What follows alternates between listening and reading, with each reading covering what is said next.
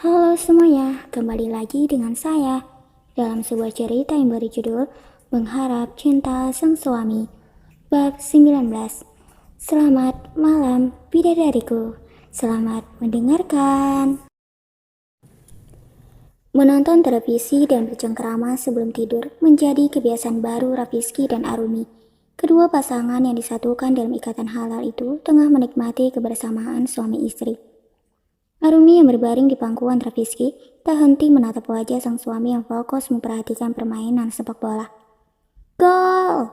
Girang Rafizky dengan kedua tangan terangkat sampai pada bagian pipi, seperti orang yang mengibarkan semangat juang kemenangan.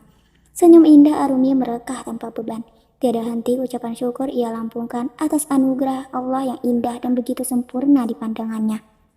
Rafizky telah bersikap selayaknya suami yang baik. Tak ada yang lebih bahagia dari melihat pasangan bisa bersifat lembut. Dan itu juga berlaku untuk Arumi. Kamu kalau mau tidur, tidur aja. Gak usah nungguin aku. Soalnya masih lama. Lagi seru-serunya ini. Ucap Rafizky dengan mata yang menegang memperhatikan televisi. Karena tim lawan berhasil mengambil alih bola dari pemain yang didukungnya. Bagaimana aku bisa ngantuk? Kalau pemandangan di depanku ini terlalu indah dan memesona untuk dilihat. Seketika paus Rafizky buyar, ia menunduk, melihat kepala Arumi yang berada di kedua pahanya yang dijadikan bantal. Tangan lembut gadis itu membelai pipi Rafizky dengan sayang. Kamu bisa aja gombalnya. Ini bukan gombal, Mas, tapi kenyataan. Sebuah kebenaran yang harus diklaim bahwa Arumi Nasya Rajata terpesona dengan ketampanan Rafizky Aiman Firas. Kata-kata manis Arumi berhasil membuat Rafizky bahagia tak terkira. Wajah yang biasanya datar itu kini menjadi salah tingkah, hanya karena seorang Arumi mengeluarkan rayuannya. Aku kira hanya wanita saja yang pipinya bisa terasa panas hingga menempah. Laki-laki juga bisa, Laura Arumi. Dan itu semua karena kamu, sambung Rafizky cepat. Walaupun itu akan kulakukan demi melihatmu bahagia. Bahkan menerjang badai sekalipun untuk bisa mendapatkanmu akan kulawan. Rafizky tertawa singkat. Perkataan Arumi menurutnya terlalu berlebihan. Julfikar, terlalu lebay. Bukan tapi cinta yang membuatku buta dan bisa selebay ini. Pipi Rafizky semakin panas. Matanya berkeliaran tak tentu arah. Yang terpenting tidak terkunci pada pandangan Arumi.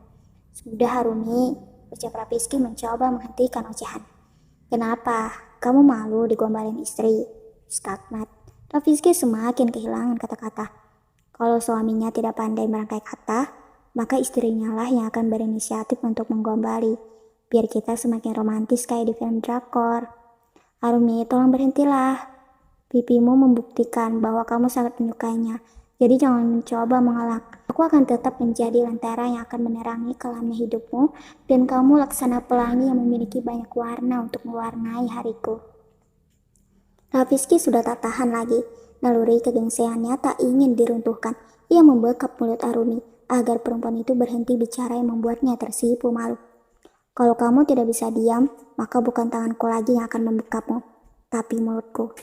Mata Arumi membola mendengarnya. Rafizky tersenyum karena ucapan itu sepertinya berhasil membuat perempuan itu tak lagi bersuara. Ia pun kembali menjauhkan tangannya dari mulut Arumi dan dengan jantung yang berpompa cepat kembali mengalihkan atensi ke layar televisi. Arumi langsung menutup muka dan menenggelamkan wajahnya ke perut Rafizky. Arumi geli, ujarnya terkekeh, sehingga tidak fokus lagi dengan tontonan yang ada di depannya. Biarkan aku seperti ini, Mas, karena ucapanmu begitu membiasku hingga aku sangat malu. Ucap Arumi masih dengan posisi yang sama, hanya saja tidak menyeluduk seperti tadi yang membuatnya geli. Kamu itu sudah ngantuk, makanya ucapannya jadi ngawur. Sekarang tidurlah, jangan ganggu aku terus. Ucap Rafizky yang tak digubris Arumi lagi. Ia sangat suka dengan kehangatan Rafizky dan hanya mampu tersenyum hingga lambat laun terbawa ke alam mimpi. 1 jam kemudian pertandingan sepak bola telah berakhir. Rafizky puas karena tim yang dia dukung memenangkan pertandingan. Matanya sekarang terasa sangat berat seperti jangkar perahu yang menggantung di pelupuk mata. Dengkuran halus terdengar menyusup di telinga. Ternyata Arumi telah tertidur pulas. Entah kenapa ia rela meminjamkan kedua pahanya untuk bantal. Walau terasa pegal, namun sedikit pun Rafizky tak ingin mengganggu tidurnya. Dengan perlahan ia mencoba mengangkat tubuh Arumi dan menggendongnya arah Bebeseto. Arumi yang sedikit menggeliat segera menempelkan wajahnya ke dada bidang Rafizky. Seakan di sana ia merasa begitu nyaman. Kamu selalu saja merepotkanku, ucap Rafizky pelan. Setelah masuk ke dalam kamar, ia segera merebahkan tubuh Arumi dengan hati-hati, menyingkirkan rambut yang menutupi sebagian wajahnya.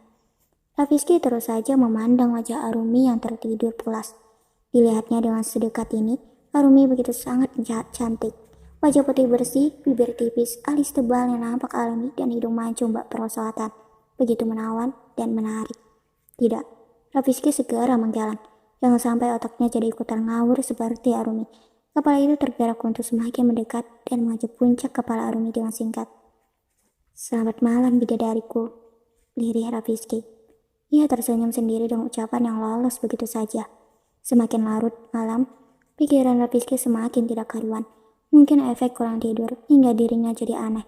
Sungguh, ini bukan karakteristik seorang Rafizky.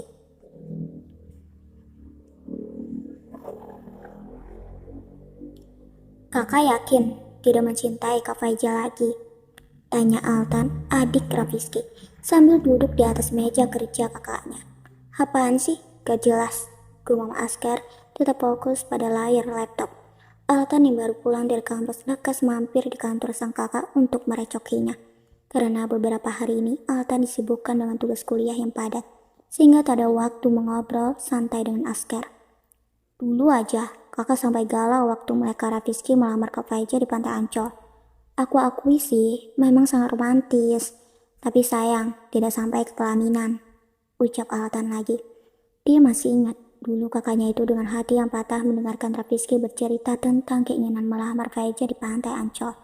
Manusia dengan tingkah kepekaan di bawah rata-rata itu tak menyadari bahwa Askar tak menyukai cerita yang begitu antusias Rafizky ceritakan. Namun sebisa mungkin ia bersikap biasa saja, meski waktu itu terlihat lebih pendiam. Askar yang masih berada di Turki memaksa Altan agar datang ke sana dan video call dengannya tanpa diketahui Rafizky ataupun Faija, sehingga Askar bisa melihat dengan jelas benih cinta di antara keduanya yang terpupuk satu sama lain. Sejak saat itulah, Askar sangat jarang menelpon atau menerima telepon dari Rafizky dan Faija. Dia selalu beralasan sibuk, karena tak ingin hatinya ditambah kalut begitu melihat mereka berdua yang berbahagia.